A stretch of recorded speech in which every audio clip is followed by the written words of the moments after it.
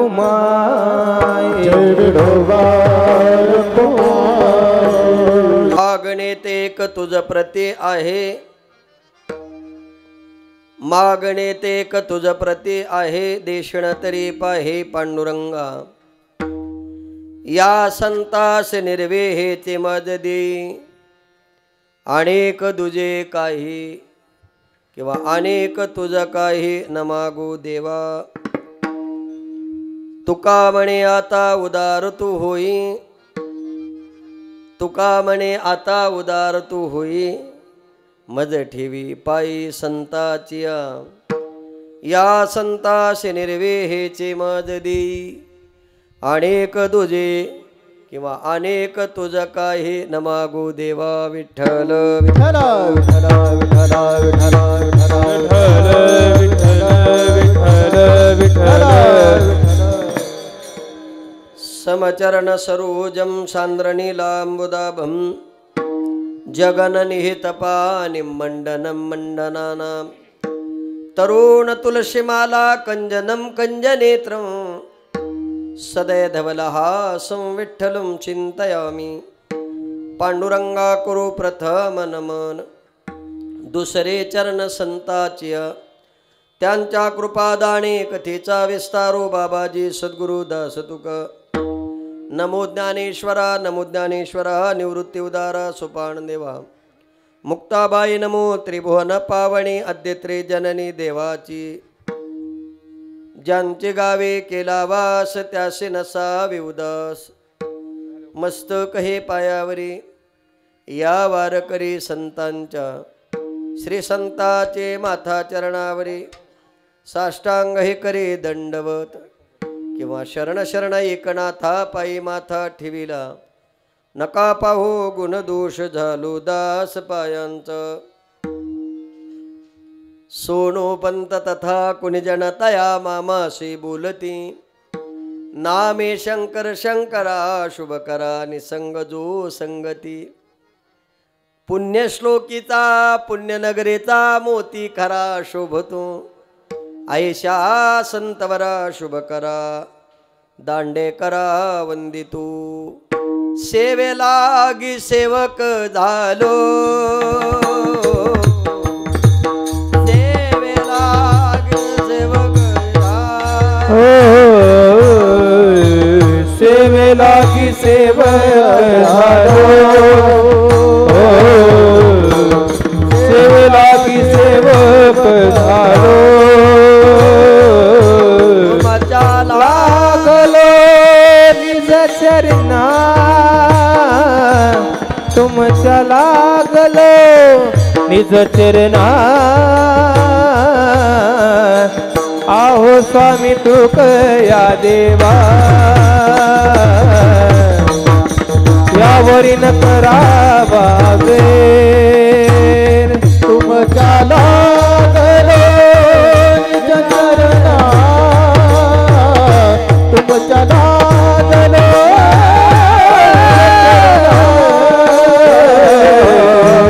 आहो स्वामी तुकया देवा, यावरी न करावा वेर।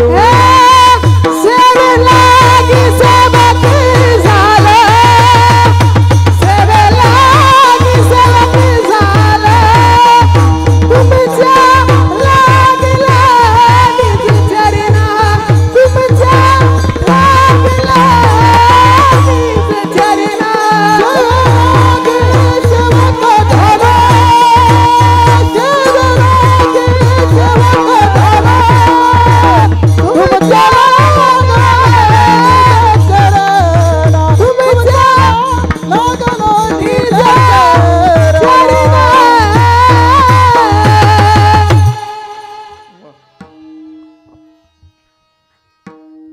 अहो स्वामी तुकया देवा, यावरी न करावा, यावरी न करावा अभेरू। मनोबुद्धी अहंकार चित्तानि नाहं, न च श्रोत्र जिह्वे न च घ्राण नेत्री। न च योम भूमिर्न तेजो न वायु, चिदानंद रूप शिवोहम शिवोहम। मागणे तेक तुझ प्रती आहे, देशण तरी पाहे पांडुरंगा.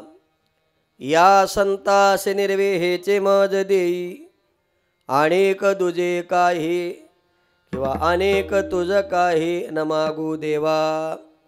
प्रस्तुत कीर्तन रूपी सेवेकरता निवडलेला अभंग महान भगवत भक्त संत सम्राट विश्ववंद्य महाराष्ट्र भूषण असणारे देहूचे सुप्रसिद्ध साधू वैराग्याचे मूर्तिमंत पुतळे श्रीमंत श्री जगद्गुरु तुकाराम महाराज यांचा 3 चरणाचा कीर्तन भजन आरती झाल्यानंतर भगवान पांडुरंग परमात्म्याच्या समोर उभं राहून भगवान पांडुरंग परमात्म्याकडे मागणारा प्रार्थना करणारा विनंती करणारा अभंग आहे. विठ्ठल विठ्ठल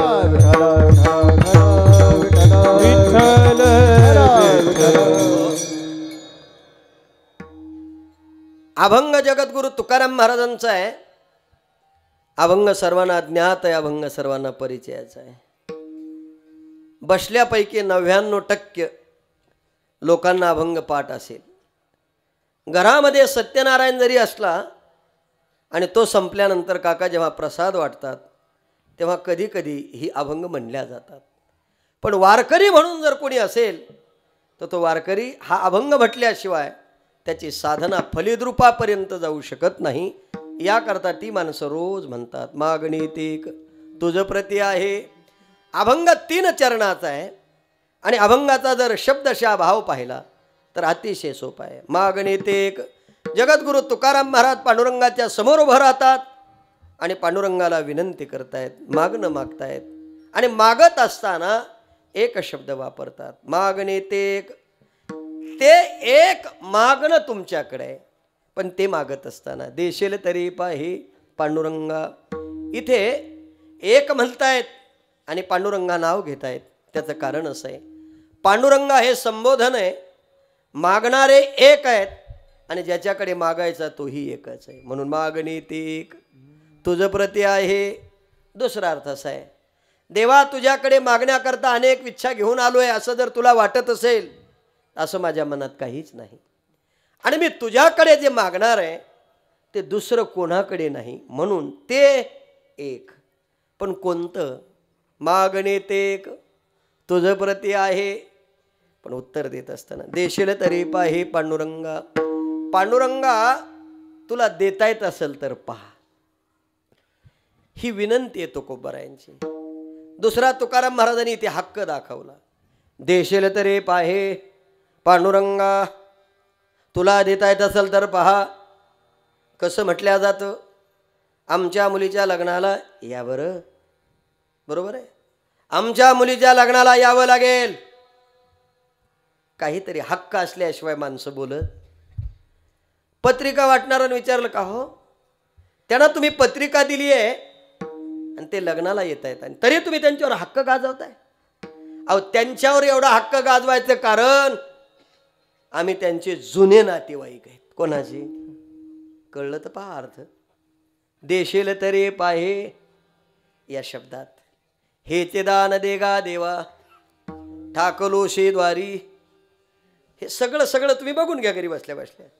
मग इथे देशील तरी पाहे पांडुरंगा. इथे पांडुरंगा असं म्हणतायत देवा तुझ्याकडेच मागतोय. कोणाकडे मागत नाही का? दुसरं कोणाकडे नाहीच.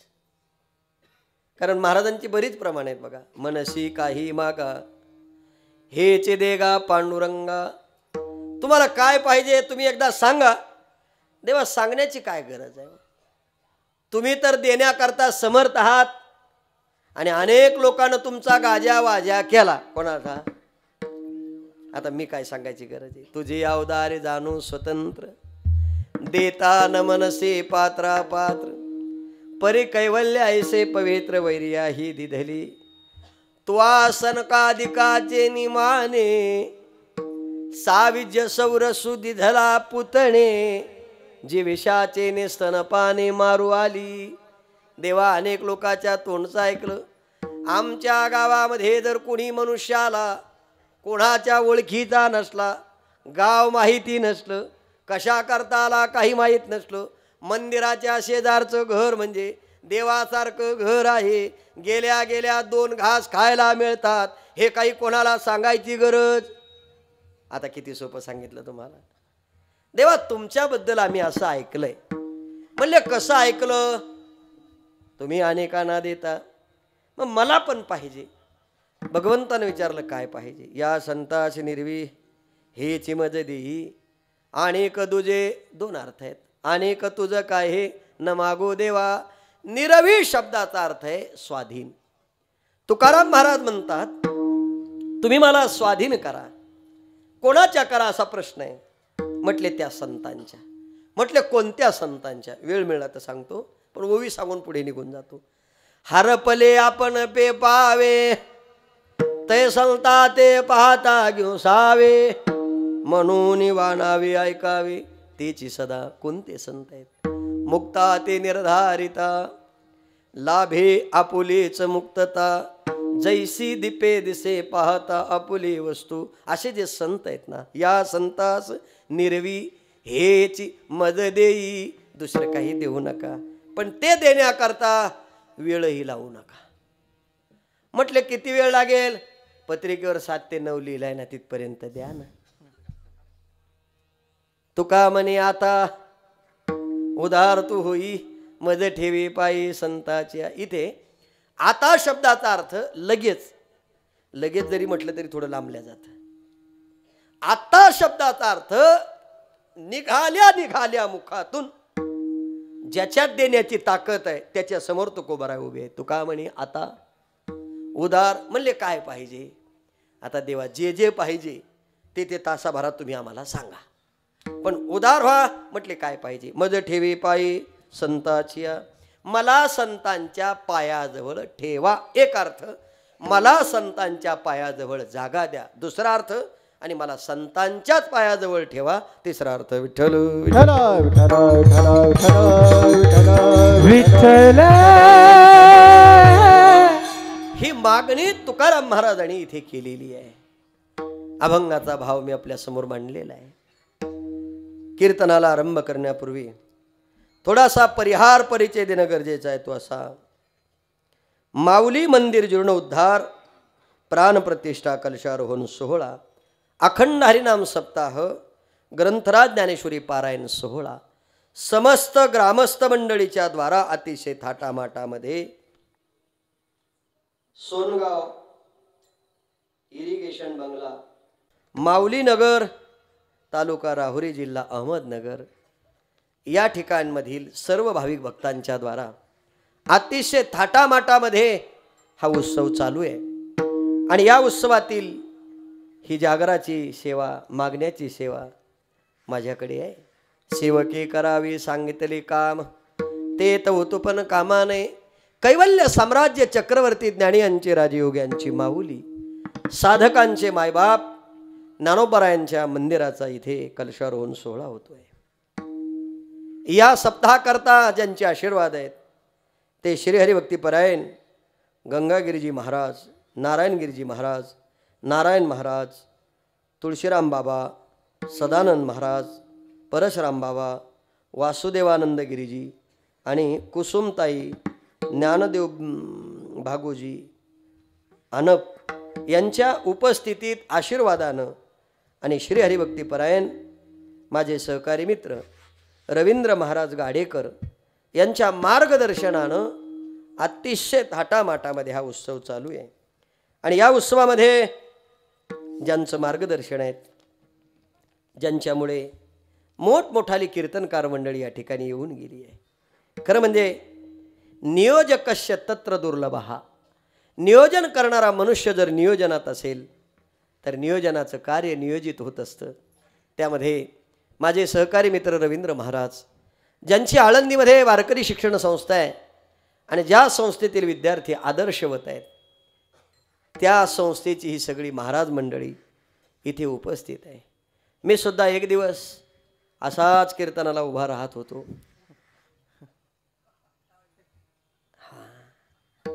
आणि अजूनही मला टाळ घेण्याची लाज वाटत नाही. त्याचं कारण आहे, मी पहिल्यापासून वारकरी घराण्यातला असल्यामुळं, विद्यार्थी असल्यामुळं मी किती कष्ट करत होतो हे रवींद्र महाराजांना चांगलं माहिती आहे. त्याचं कारण मी असं म्हणणार नाही मी त्यांच्यापेक्षा मोठा आहे, पण मी नक्कीच एवढंच म्हणेल, वैष्णवा संगती सुखवाटे जीवा. आम्ही सोबत राहिलो, सोबत शिकलो आणि त्यांच्या हातून एवढे विद्यार्थी शिकतायत याचा सगळ्यात मोठा आनंद आहे. त्याचं कारण आहे आपल्या घरात आपल्याला झालेला मुलगा MCOM MBBS LLB लॉ करू शकेल, पण तो आईबापाला सांभाळेलच अशी शिक्षण संस्था आता राहिलेली नाही. माझं वाक्य कळलं तर पहा. पण आळंदीला शिकण्याकरता, वारकरी शिक्षण संस्थेत शिकण्याकरता ज्या गुरुजनाकडे विद्यार्थी राहतात, भले ते IAS होणार नाहीत, पण आईबापाची सेवा केल्याशिवाय राहणार नाही हे तेवढं निश्चित आहे. आणि असंही समजू नका की वारकरी शिक्षण संस्थेतील विद्यार्थी IAS होत नाहीत असं समजू नका.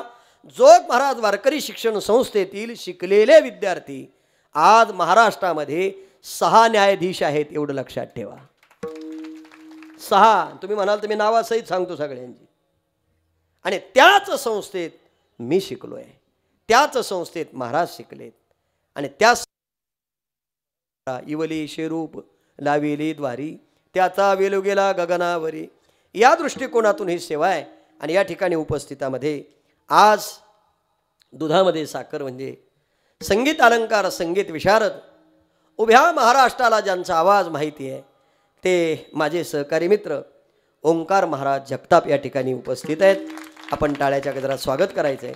त्याचबरोबर 7 दिवस या कार्यक्रमाच्या निमित्तानं संगीत विशारद अलंकार गायनाची साथ करण्याकरता हरिभक्तीपरायण महादेव महाराज वाघमारे, हरिभक्तीपरायण अशोक महाराज ठोंबरे, भागवताचार्य हरिभक्तीपरायण जालिंदर महाराज साळुंखे, पखवादवादक श्री हरिभक्तीपरायण गजानन महाराज तिडके आणि आयोजक माऊली प्रतिष्ठान तरुण मंडळ या गावचं, ही सगळी मंडळी अहोरात्र परिश्रम घेतात आणि म्हणून या कार्यक्रमाचा एवढा मोठा आनंद मिळतो.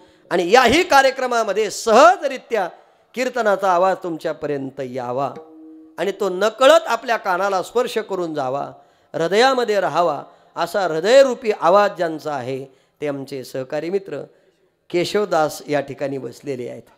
ही वस्तुस्थिती आहे. नियम असा आहे महाराज, केशवाच्या मनात आल्याशिवाय गोविंद रंगत नाही. विठ्ठल विठ्ठल विठ्ठल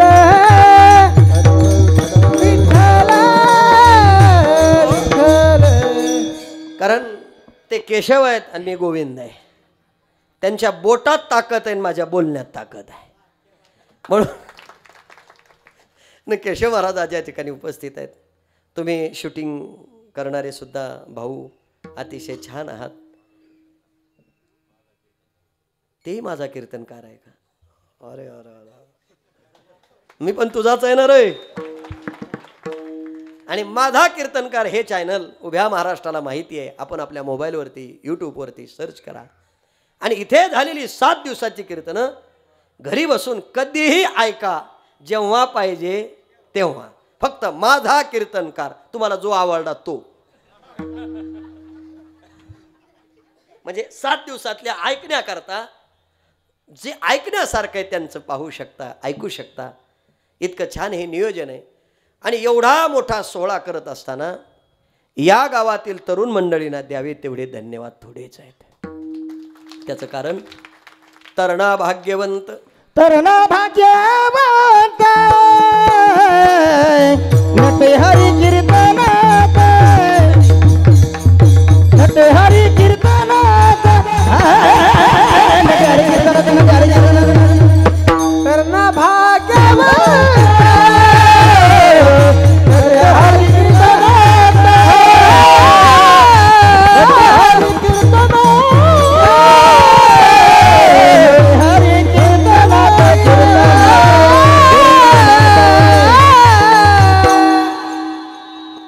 तरणा भाग्यवंत नटे हरी कीर्तनी.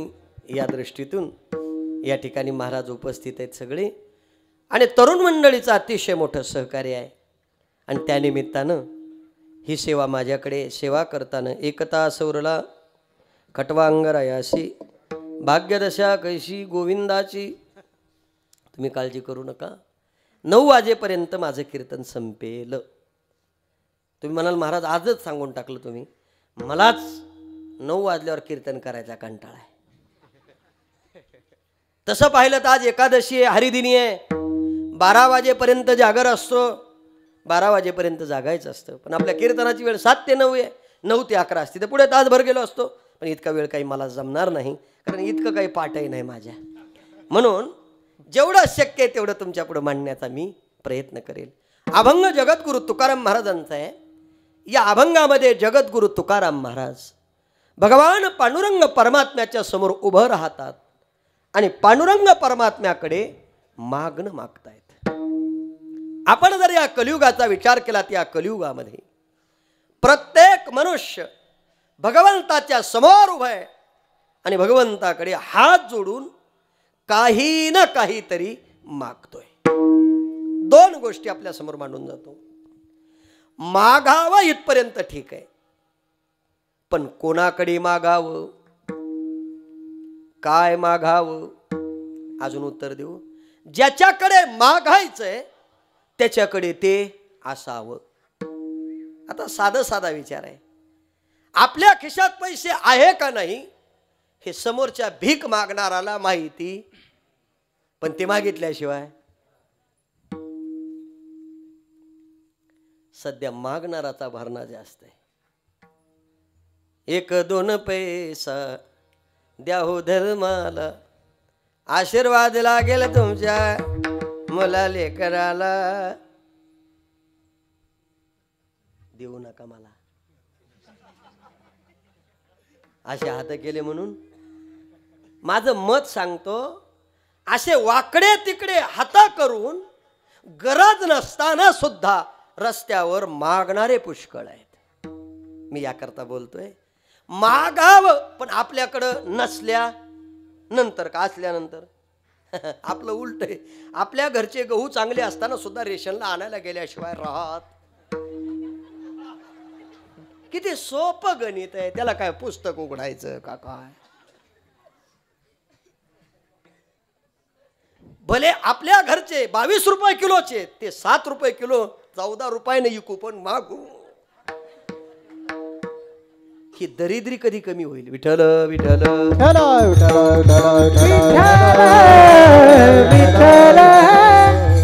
यातली 2 कारण महाराज अजून पुढे सांगून जातो. जीवानं जीवाकडे मागितलं उपयोग नाही, उपयोग नाही. त्याकरता मी उदाहरणं पण देईल आणि कबीरदास महाराजांचं प्रमाण पण सांगेल. जो देखे सो दुखे या बाबा, सुखे या कोई नहीं रे. राजा दुखिया प्रजा दुखिया, दुखिया घर बैरागी. जो देखे सो दुखिया बाबा, सुखिया कोई नहीं है रे. जो देखे सो दुखिया बाबा, सुखिया कोई नहीं रे.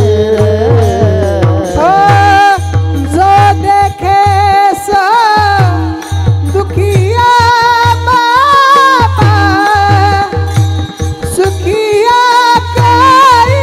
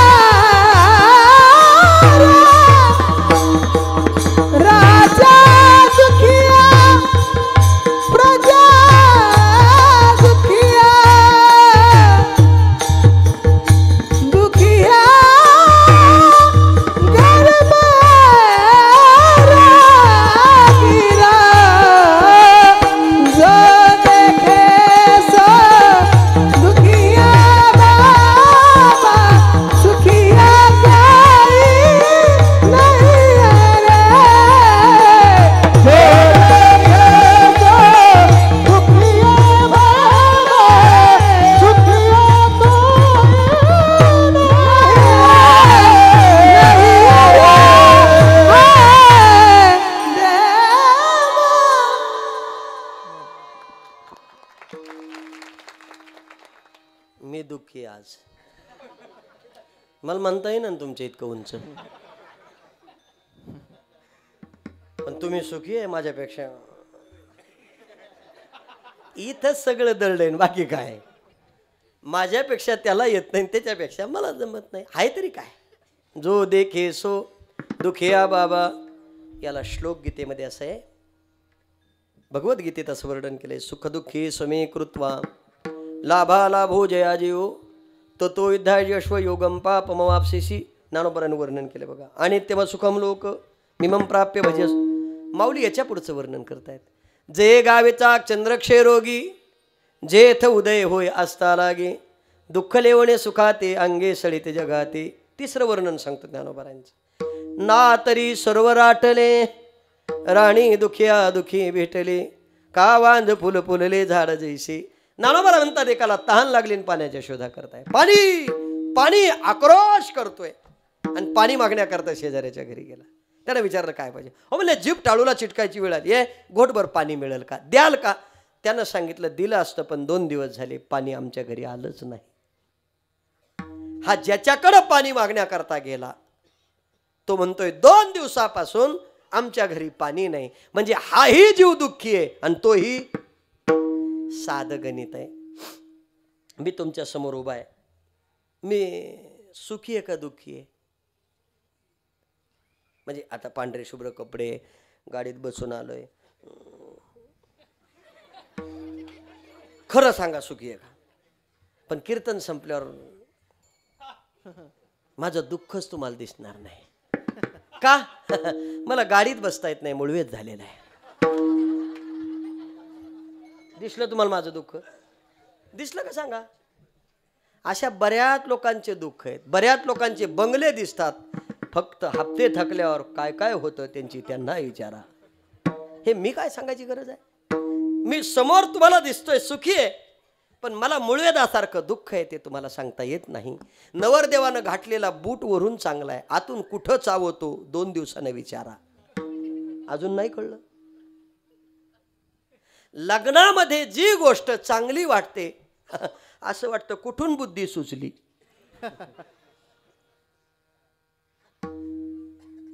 नाही कळलं सांगतो. हे तेवढ्यापुरतंच बरं वाटतं. ते गेटवर येतात ना, ते पिपाणी बिपाणी घेऊन दे. बारू भूल बरे जाऊ मेरा महबूब आया है मेरा महबूब.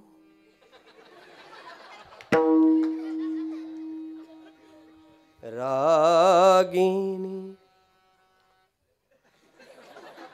अहो जाते घरी. हे लय वातावरण करू नका.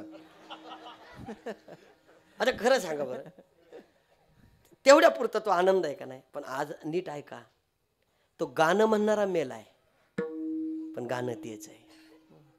गाणं म्हणणारा पण गाणं अजून बी सांगतो, ते गाणं वाजल्याशिवाय लग्न झाल्यासारखंच वाटत नाही. घोड्यावर बसून आलेला नवरदेव गेटवर उतरतो, उभा राहतो, ती बिचारी येते. आठवलं म्हणून सांगतो, माझ्या लग्नात असं उलट झालं होतं. हे जरा तुम्ही जावाई येत इथे, टेन्शन नका घेऊ. माझ्या लग्नात काय झालं, मला तुम्ही होतात, मोठे बुवा वगैरे सगळेच आले. मी कीर्तनकार असल्यामुळे धोत्रावच लग्न माझं. माझ्या गाडी पुढं सुद्धा कोणी नाचायला नाही केशवा, कोणीच नाही. कारण महाराज म्हणल्यावर नाचन कोण, बाटल्याच नाही तर नाचायचं काय काम आहे. बिस्लरी मिळू शकतात, पागल होणाऱ्या पोराला बाटल्या थोडेच भेटणार. खंबा बिंबा डायरेक्ट लाईटचाच होता आपल्या इथं, दुसरा नव्हताच. मग ते पोरं कोणी नाचत ना. लवकरच आपल्या ते गेटवर आलो, पण ते 5:45 6:15चा टायमिंग होता. बाबा 5:30लाच आले. ते आल्यानंतर म्हणले त्याला म्हणा लवकर ये म्हणा. आता मला कीर्तनाला लवकर जायची सवय. गेटवर आलो, थोडा वेळ वाट पाहिली, ते सगळ्यांनी थांबवलं मला. पण मला हे माहीत नव्हतं की तिला धरून जावं लागतं. कोणाला हे कुठं मला माहिती.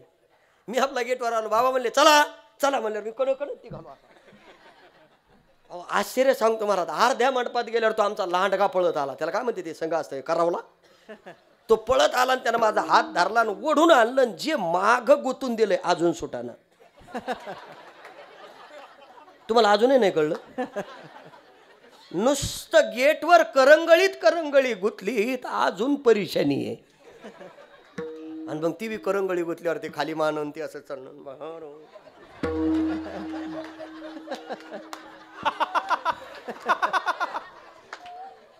अरे काय आहे ते, तेवढ्या पुरतं बरं वाटतंय ते, पण त्याच्या आत किती दुःख आहे. सुख पाहताच्या बापाने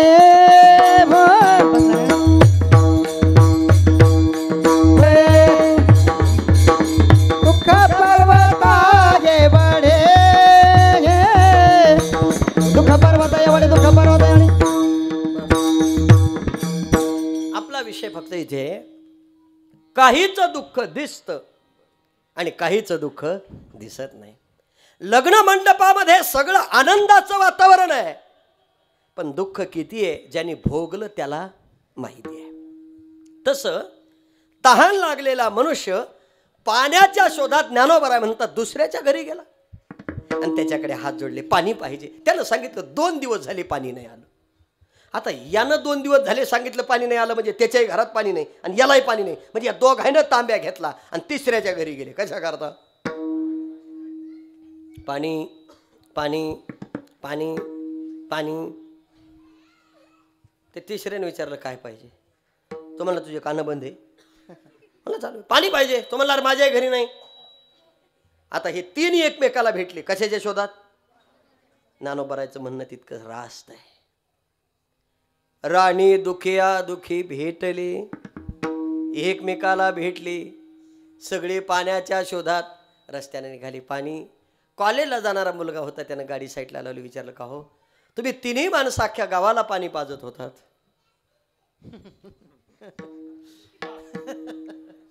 म्हणजे मराठी भाषा आहे माझी, कळली तर पहा. आज तुम्हाला पाणी नाही. त्याने विचारले कुठं मिळेल? तो कॉलेजला जाणारा पोरगा फार हुशार होता. तो म्हटला मी पाणी तुम्हाला इथं देऊ शकत नाही, माझ्या दप्तरात पाणी नाही, पण मी सांगतो तुम्हाला पाणी कुठे. म्हणले कुठं? इथून पुढे जा, उजव्या हाताला वळा, डाव्या हाताला वळा, सरळ खाली उतरलं की तळं भरलेलं आहे. तुम्हाला जेवढं पाणी प्यायचं तेवढं प्या. आता साधं गणित आहे. पुढं गेल्यावर तळं भरलेलं आहे. यांच्या हातात तांबे होते फक्त अर्धा लिटरचे, म्हणजे तिघांचं मिळून किती लिटर पाणी झालं? 1.5 लिटर. आता पुढं तळं भरलेलं आहे म्हणल्यावर यांनी सांगितल्याबरोबर ही माणसं सावकाश पाण्याकरता निघतील का पळत जातील?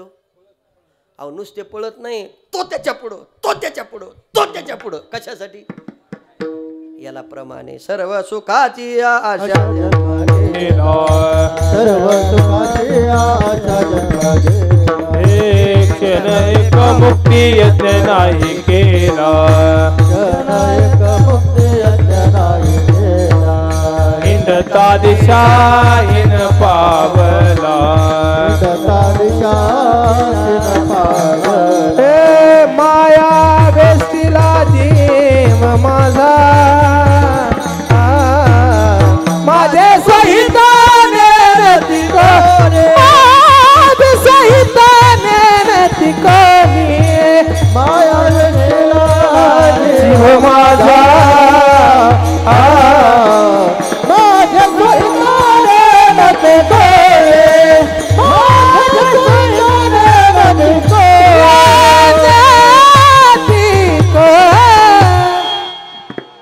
काय ज्ञानोबारायचा विचार आहे बघा. ना तरी सरोवर आटली, पण पुढे गेल्यानंतर तळ भरलेले, तो त्याच्या पुढं, तो त्याच्या पुढं, तो पळू लागले. ज्ञानोबारा म्हणतात पळता पळता तळ्याच्या मध्यभागी गेले. काय सूक्ष्म चिंतन आहे. मध्यभागी गेल्यावर इकडं तिकडं पाहिलं, तळ्यातच पाणी नाही. ज्ञानोबाराय त्याच्या पुढचं वर्णन करतायत. एक जण त्या तळ्यात विहीर खोदत होता. कशात? तळ्यात. हे 3 तिथे गेले आणि त्याला हाक मारली. कोणाला? जे खाली होतं. ओ ऐकलं का? पाणी द्या, पाणी. त्याला आवाज गेल्यावर त्यानं वर पाहिलं. काय पाहिजे? पाणी. तो म्हणला अजून विहिरीला लागलं नाही. हे वरून त्याला म्हणले तुझ्या विहिरीतला देऊ नको. आम्हाला फाट्यावर एका मुलानं सांगितलं पुढं जा, अख्खं तळं भरलेलं आहे, तेवढं तळं दाखव. तो म्हणला विहीर तळ्यात आहे, हे मला तळं दाखव म्हणतात. त्या अर्थी यांच्या गोळ्या आळंदीत राहिल्या. नक्की पागल असली पाहिजे. ते दोर धरून वर आला आणि त्या तिघांना सांगतो, अरे तुमचे डोळे गेले का? अरे या तळ्यात मी 6 महिन्यापासून विहीर खोदतोय, अजून माझ्या विहिरीलाच लागलं नाही तर तुम्हाला कुठून? जीवाची गती तीच आहे. हा जीव त्या जीवाकडे, तो जीव त्या जीवाकडे, तो जीव त्या जीवाकडे. काही मागण्या करता जाऊ द्या, जीव जीवाला देऊ शकत नाही. पण जीवानं जर देवाकडे मागितलं तर, देवाकडे मागितलं तर देव देईल. पण मागण तसं पाहिजे, मागितलेलंही नाही तर आपलं वाढावी संतान, गृहे व्हावे धनधान्य. आमच्या तुकाराम महाराजांनी देवाकडे मागितलं नाही. मी तुम्हाला बऱ्याच गोष्टी सांगेल. न मागता तुकाराम महाराजांना भगवंतानं काहीच कमी केलं नाही. आपण इतकं मागून त्याच्यावर भार टाकलाय, तो काही देत. तुम्हाला अजून सांगू का, एखाद्या दुकानदाराला जर सतत उधार मागितलं तर तो आपल्याला पाहिल्या पाहिल्या शटर जरी घरात काजू असले तरी तो म्हणतो नाही. म्हणल्यावर द्या ना. आता रोज उधार मागण्या करता येतो, त्याचा कंटाळा. मग माझा तुम्हाला प्रश्न आहे, रोज देवाकडे जाऊन जर तुम्ही काही ना काही मागत राहिले तर देवाला तुमचा सुद्धा कंटाळा. ऐका, एका मुलाचं लग्न होत नव्हतं. त्याच्या आईनं नवस केला, देवा माझ्या लेकराचं लग्न होऊ दे रे, दुसरं काही मागत नाही. ते आपल्या आहेत का, ते घ्या जवळ, ते हां जवळ घ्या. तो कोणाचं आहे ते जवळ घ्या ना, माझं घरी आहे तिथं, मला 2 आहेत, काळजी नका करू, एवढं काय नाही. त्याच्यामुळे बायकोचं माझं पटत नाही, मी कधी कीर्तनालाही नेत नाही. ह्या बोला सहनच होत नाही म्हणते, कीर्तनातले नाही बरं. हां असू द्या. मी उत्तर काय देत होतो, सोबत निघालं. याचं ध्यानातून जातं माझ्या, कारण माझं काही वहीतलं नसतं. मी काय सांगत होतो, हां हां हां हां आला आला, थोडं करंट कमी आहे. त्या आजीनं काय केला, नवस केला. आईनं नवस केला, मुलाकरता माझ्या लेकराचं बाळा देवा लग्न होऊ दे. भगवंतानं कृपा केली, लग्न झालं.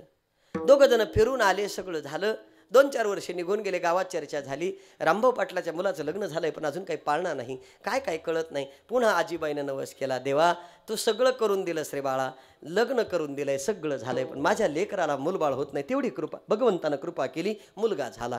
मुलगा झाल्यानंतर तो मुलगा सतत आजारी पडायचा, सतत आजारी पडायचा, रोज आजारी पडायचा. दवाखान्याला कंटाळली. एक दिवस देवाला असं कवटाळून घेतलं म्हातारीनं आणि सांगितलं, देवा नातू नव्हता, नातू दिलास, पण हे काय पाहायला दिलंस का रे? नुसतं पाहावं तर कधी रोज रडकच आहे, रोज रडकच आहे, रोज दुखतंय. म्हणले काय करू? म्हणले काय नाही देवा, आजारी पडलं नाही पाहिजे. भगवंतानं पाहिलं, देवानं आता मागितलं लगेच आजार पण गेलं. ते मोठं झालं, शिकल्यानंतर त्यानं खूप कंपनीला बायोडाटा पाठवला, कुठेही त्याला कुठून ऑर्डर आली नाही. एक दिवस हिनं देवच पाण्यात ठेवला. म्हणले देवा लग्न होत नव्हतं तेव्हापासून नवस केला, तर इथपर्यंत आणलं, आता पोरगं झालं, बायको आहे, त्या दोघांचा उदरनिर्वाह करायचा. मी जर मरून गेलं यांनी खायचं तरी कोणाकडं? असं वाटतं तुझ्या पायासुद्धा पडू नये आणि तुला पाण्यात ठेवायचं कारण तेवढंच आहे, जोपर्यंत माझा मुलगा कामाला लागत नाही तोपर्यंत तुला पाण्याच्या वर काढीत नाही. थंडीनं मरण ना म्हणलं आजी देव, पण आजी काही ऐकायला तयार नाही. आजीनं देव पाण्यात ठेवला. 15-20 दिवसानं मुलगा कामाला लागला. आजीनं पेढे वाटले, देवाला वर काढलं. कामाला लागल्यानंतर पुन्हा आजीच्या डोक्यात आलं, नुसता कामाला लागून 15,000 पगारावर काय भागायचंय, कारण त्यानं हप्ता करून घेतला होता 35,000चा, 1.5 कोटीचा फ्लॅट घेतलेला होता. हप्ता कसा फेडायचा, पगार कसा व्हायचा, असं करता करता देवाला साकडं घातलं. 70,000 पगार, देवानं 70,000 दिला. तुम्हाला कळलं आता मला काय म्हणायचं पुढचं? अहो एवढं त्याच्यावर भार घातला कोणा? आता नीट ऐका, पुन्हा याला पोरगा झाला. कोणाला? ह्या पोराला पोरगा झाला. पुन्हा हात जोडायला गेले, देवा एवढं लेकरू झालंय, आजारी पडू देऊ नको. देव म्हणला तोंडात देईन आता. काय लावलं हे माझ्या दृष्टांतातलं आहे. देवाला सुद्धा कधीतरी आपला काय येईल, राग येईल. अरे साधं गणित आहे ना. तुम्ही जर एखाद्या माणसाकडे सतत जर मागायला लागले तर त्याला तुमचा कंटाळा आल्याशिवाय राहत नाही. तसं देवाकडं मागायचं नाही, पण आपण मागितल्याशिवाय तुकोबरायचं म्हणणं सांगू, काही मागणे आम्हा आणू, काही मागणे काही मागणे अमानुचित काही मागणे अमानुचित वडिलाची रीत जाणत असे. वडिलाची रीत जाणतो, काही मागणे हे अमानुचित वडिलाचे रीत जाणत असो. जगद्गुरु तुकाराम महाराजांनी आपल्या प्रपंचातलं भगवंताकडे एकही गोष्ट मागितली नाही. आता उत्तर देतो. दुष्काळी आटीला द्रव्य नेला मान, श्री एकांनान्न करता मिली. बर ठीक आहे. दिवट्या छत्रे घोडे हे तो बऱ्यात न पडे, तुमचे रवित्त धन ते मज मृत्यू के समान, आम्ही तेणे सुखे म्हणा विठ्ठल विठ्ठल. अजून उत्तर देतो. तिही त्रिभुवनी आम्ही वैभवाचे धनी, हाताला घावडाव आमचा मायबाप देव. आता ऐका ना, जगद्गुरु तुकाराम महाराजांकडचं सगळं संपलं हे छत्रपतींना कळालं आणि छत्रपतीने तुकोबारायांना नजराना पाठवला. तुकाराम महाराजांनी सांगितलं नको. म्हटले का? तुमचे रवित्त धन ते मज मृत्यू के समान, आम्हाला नको. अहो राजे ऐका ना, आमच्या वाड वडिलांना आमच्याकरता इतकं दिलं होतं. भगवंताच्या नामचिंतनात तल्लीन झालो. माझ्या वडिलाकडे आता खरंच आहे, तुकाराम महाराजाचे वडील त्या काळातले शावकार होते. तुकाराम महाराजाचे वडील श्रीमंत होते. तुकाराम महाराजाकडे सगळ्या वह्या हिशोबाच्या, सगळे पैसे, सगळं धन तुकाराम महाराजांच्या वडिलांनी तुकाराम महाराजाकडे दिलं. तुकाराम महाराज भगवंताचं नामचिंतन करत होते. तुकाराम महाराजांनी अख्ख्या वह्या उचलल्या आणि भगवंताच्या साक्षीनं आपल्या हातानं इंद्राणीच्या डोहात टाकून दिल्या. आता मी असं विचारतो, तुकोबारायांनी प्रपंचिक संपत्ती आपल्या हातानं बुडवली म्हणून पांडुरंगानं परमार्थिक संपत्ती वर आणून दिली. हा तुकाराम महाराजांचा प्रपंच आहे. साधं गणित आहे. तुकाराम महाराजांनी प्रपंचातलं मागितलं नाही, उलट जे होतं ते बुडून. आता ऐका, महाराजांनी प्रपंचातलं बुडवलंय. तुम्ही सगळी प्रमाण पाठ आहेत, सगळं म्हणताय. मी तुम्हाला त्याकरता सगळी म्हणूनही दाखवली. काय खावे आता कोणीकडे जावे, काय खावे आता कोणीकडे जावे, काय खावे आता कोणीकडे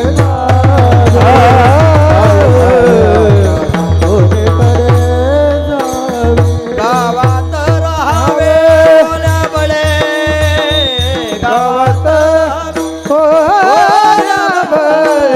कोमला पाटील गावीचे लोक, कोपला पाटील गावीचे लोक. माझं म्हणणं आहे, कधी कधी ही प्रमाण म्हणा. काय खावे आता कोणीकडे जावे, गावात राहावे कोण्या बळी, कोपला पाटील गावेचे हे लोक, आता मज भेक कोण घाले. अरे तुकाराम महाराजांना खाण्याकरता नाही, गावातल्या पाटलानं गावात राहायचं नाही सांगितलं तरी तुकाराम महाराजांनी आपली तक्रार कोणाकडे केली? मी असं विचारतो. तुकाराम महाराज भजन करत होते. भजनामध्ये तुकाराम महाराज तल्लीन झाले. पांडुरंग पांडुरंग पांडुरंग पांडुरंग. आणि तुकाराम महाराजाच्या दारामध्ये एक व्यक्ती उभा राहिला. त्यानं हात जोडले, नमस्कार केला. महाराज म्हटले काय? तर महाराजांनी पाहिलंच नाही. महाराजांचं भजन चालू. जिजाबाईनं पाहिलं कोणतरी पाहुणा आहे, या बसा. बसण्याकरता दिलं. पाहुणा जिजाबाईच्या माहेरचा असल्यामुळं आनंद झाला.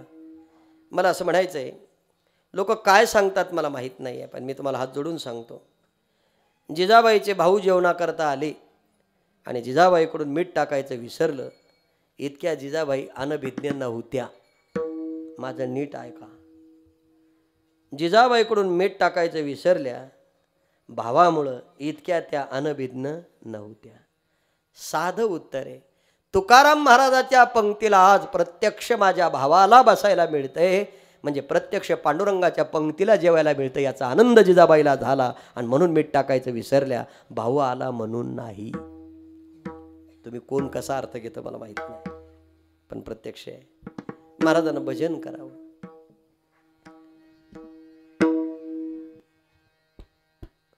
भजनामध्ये तल्लीन आहेत. पांडुरंग पांडुरंग पांडुरंग पांडु. दारात माहेरचा पाहुणा आहे, बसायला दिलं. पाणी दिलं, विचारलं कोणीकडे. त्यानं पिशवीमध्ये हात घातला आणि घातल्याबरोबर एक लग्नाची पत्रिका काढली आणि आईसाहेबाच्या समोर ठेवली. मुलीचं लग्न आहे, माझ्या मुलीच्या लग्नाला या. जिजाबाईला इतका आनंद झाला, या कोण कोण आलं पाहिजे. तेव्हा मूळ काढलं आणि पुन्हा हातात दिलं, तुम्ही दोघा पती पत्नी आमच्या लेकीच्या लग्नाला यावं. तुकाराम महाराजांना भजनाच्या रंगामध्ये विसर पडला. पांडुरंग पाहुण्याला चहा नाही, चहा घ्यायचं विचारलं नाही. जिजाबाईनं सगळा पाहुणचार केला. पाहुणा निघाला आणि जाताना येऊ का म्हटल्यावर पाहुणा निघून गेला आणि जिजाबाईनं बोलायला सुरुवात केली. का हो एवढा तुम्हाला विसर पडला त्या पांडुरंगामुळं? अहो किती दूरवरून पाहुणे आलेत.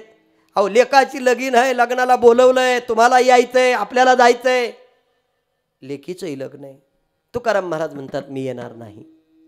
जिजाबाईनं सांगितलं नका येऊ, पण मूळ वाटी असल्यामुळं आपल्या दोघा पती पत्नीला लग्नाला यावं लागेल. तुकाराम महाराज म्हणतात मी येणार नाही.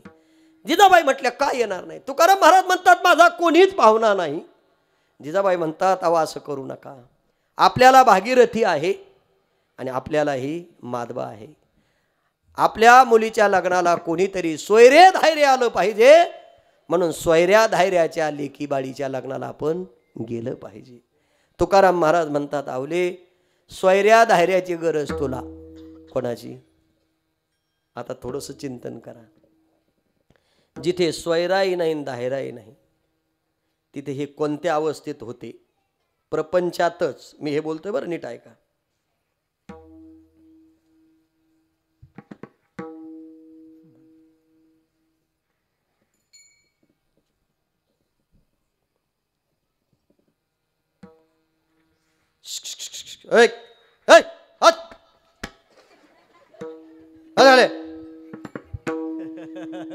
उठला तर फटाका फोडीन.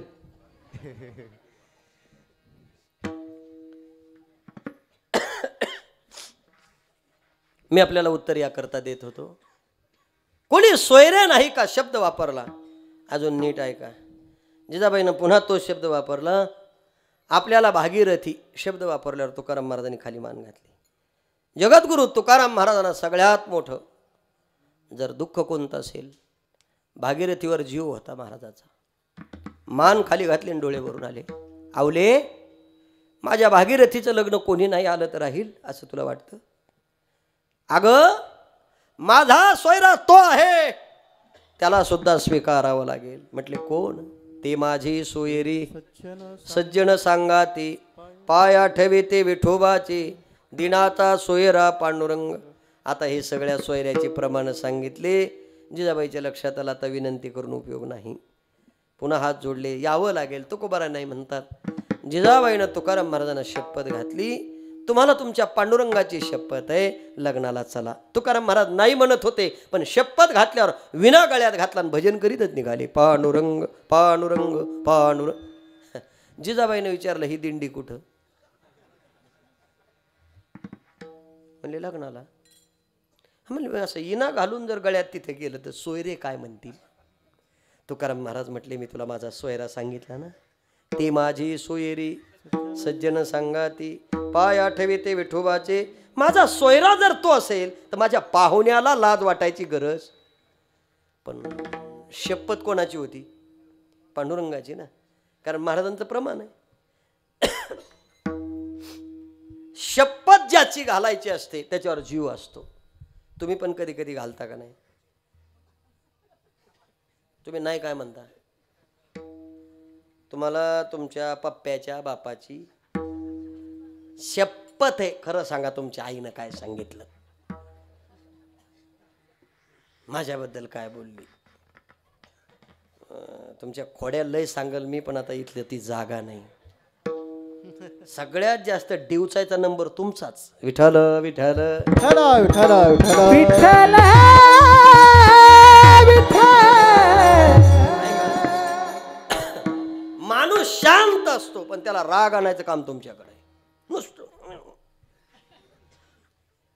काय म्हणली तुमची आई? काय नाही तू चांगली आहे, नाही म्हणली तरी म्हणावं लागत. कारण हा गोळा ठेवायचा कुठं? म्हणजे गोळ्याचे अर्थ वेगवेगळे तुम्ही पाहून घ्या. चिखलाचा, घरात आल्यावर सगळ्याचा गोळा हिनं केला. तुम्ही पहा आता ते सगळं जाऊ द्या, ते मराठी भाषा आहे आपली. इथे शपथ घातली ना, शपथ घालताना वापरलेलं नाव भगवंताचं आहे. तुकाराम महाराजांनी विना गळ्यात घातला निघाले, सूर्य इकडचा इकडं होईल, पण शपथ कोणाची होती? पांडुरंगाची. आता पांडुरंगाची शपथ आहे म्हटलं तरी लोक याच्यावर शंका घेतात, आणि पांडुरंगाची शपथ घातली असं जरी म्हटलं तरी लोक नावं ठेवतात. कारण जनधन तन केले तृण आहे. तुकाराम महाराजांनी घरदार सगळं त्यागलं होतं, मग जिजाबाईनं शपथ घातल्यावर तुकाराम महाराजांनी लग्नाला जाणं म्हणजे हे सगळा परमार्थ नाही ना, उलट आहे त्याचं. तुकाराम महाराजांनी ऐकलं कोणाचं? भानगडच आहे. शपथ कोणाची घातली आणि कोणी घातली? जिजाबाईनं. म्हणजे तुकाराम महाराजांनी ऐकलं कोणाचं? हा, आता मी मेल्यावर सांगा, आता बायकोच ऐकलं असा काही लोकांचा गैरसमज आहे, पण माझं नीट ऐका. तुकाराम महाराजांनी बायकोचं नव्हतं ऐकलं. तुकाराम महाराजांच्या 8 पिढ्यापासून उपासना कोणाची आहे? पांडुरंगाची. तुकाराम महाराजांचं दैवत कोण आहे? पांडुरंग. आणि तुकाराम महाराजांचा मंत्र कोण होता? पांडुरंग. आणि जिजाबाईने शपथ घेताना नाव कोणाचं घेतलं होतं? म्हणजे ऐकलं कोणाचं? म्हणजे पांडुरंगाचं ऐकलं. शंका घेऊ नका, मला इथे यायचं आहे. आणि ऐकलं का तर त्याची दुसरं उत्तर देतो. जे जे झाले अवतार तुका त्यांचे बरोबर. प्रत्येक अवतारामध्ये तुकोबराय देवाच्या बरोबरीलाच होते, बरोबरच होते. आणि प्रत्येक अवतारातल्या देवाला आपल्या बायकोचं ऐकावं लागलेलं आहे. म्हणून तुकाराम महाराजांनी ऐकलं, याच्यातही शंका घेऊ नका. दशरथ राजाने स्वर्गाला रथ नेला, कैकई सोबत होती. तिथं आक मोळड्यावर मला सहकार्य कर, मदत कर बायकोला सांगितलं. तवा ती म्हणली होती मी तुम्हाला मदत करते पण माझं ऐका. म्हणले सांग काय? म्हणले भरताला गादी आणि रामाला. तुमच्या डोक्यात येतंय का? बंद करीन मी डोकं, अजून पुढचं सांगतो. म्हणजे तिथं मागून घेतलं आणि तिनं कधी ऐकायला लावलं हे माहिती आहे तुम्हाला? राम राज्यावर बसणार आहे, राज्याभिषेक होणार आहे, तेव्हा दशरथ राजाच्या महालात गेले, दर्शन घेतलं आणि कैकेयीनं सांगितलं 8वा तो दिवस, शुक्रानं पाऊस पाडलाय, तुम्ही मला वचन दिलंय राम राज्यावर बसणार आहे. त्या क्षणाला प्रभू रामचंद्राकडे पाहून दशरथ राजे म्हणतात रामा तुझ्या आईला मी वचन दिलंय. काय? मग वर्णन केलं. प्राण जाये पर वचन न जाई. आता माझं उत्तर आहे का? दशरथ राजानं सुद्धा कोणाचं ऐकलं? बायकोचं कैकेयीचं. चला पुढे. राम वनवासात असताना सीतेनं मारीच नावाचं राक्षस पाहिलं, हरण पाहिलं, मनात इच्छा निर्माण झाली मला त्या हरणाच्या कातड्याची चोळी पाहिजे. प्रभू रामचंद्र जात नव्हते तेव्हा सीतामाईनं हट्ट धरला. सीतामाई म्हणतात माझ्या बापाला वचन दिले तळ हाताच्या फोडासारखं सांभाळील. मी तुमच्याकडे काय मागते? तुम्ही रघुकुलातले राजे आहात, मी माझ्या पायात चप्पल नाही. तुमच्याकरता वनवास होता पण तुमच्यासोबत 14 वर्ष निघाले. वनात आल्यावर तुम्हाला गाडी नाही, बंगला नाही, फक्त मागितलं त्या हरणाच्या कातड्याची चोळी. तुम्ही जर देऊ शकत नसाल तर तुम्ही वचन दिलंय माझ्या बापाला तळहाताच्या फोडासारखं सांभाळील. रामाला सुद्धा सीतेचं ऐकावं. चला पुढं अजून सांगतो, बंद करीन तुमची बुद्धी शेवटपर्यंत. शंकराला सुद्धा पार्वतीचं ऐकावं. पार दत्त जयंतीच्या चरित्रापर्यंत या. अर्धनारी नटेश्वरी झाला आणि भर रात्रीचा उघडा पाठीला. तिथं कुठं येते का ध्याना तुमच्या? आता मला वेळ नाही तेवढा, अजून पुढं सांगतो. आता एवढ्या लोकांनं बायकोचं ऐकलं. एक माणूस आहे त्यानं बायकोचंच ऐकलं नाही.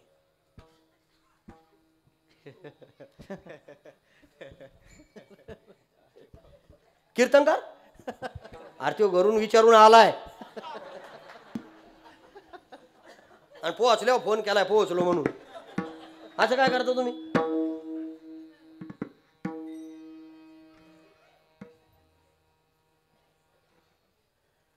फक्त एक व्यक्ती असा आहे त्याचं नाव रावण आहे.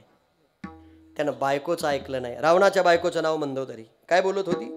मंदोदरी बोले रावणा प्रती स्वप्न देखिले मध्यरात्री नेनो वानर मिळाले की देश.